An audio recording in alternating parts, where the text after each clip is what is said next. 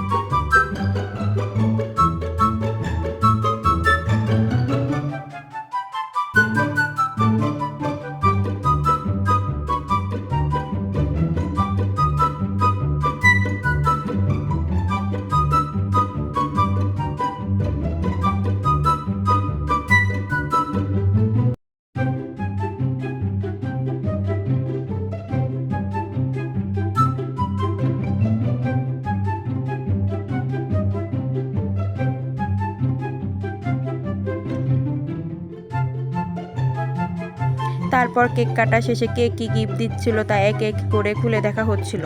সবগুলা গিফট এক এক করে খুলে নেওয়া হচ্ছিল। আপনারা দেখতে থাকুন।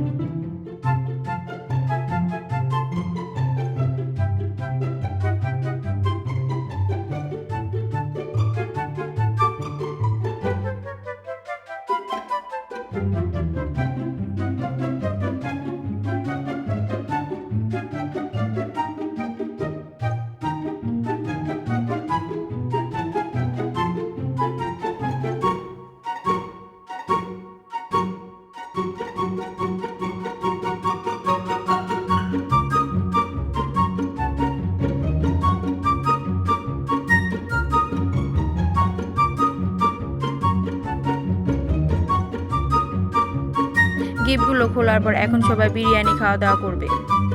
আমার মেজো খালামণি এক এক করে সবাইকে বিরিয়ানিটি বেড়ে দিচ্ছিল।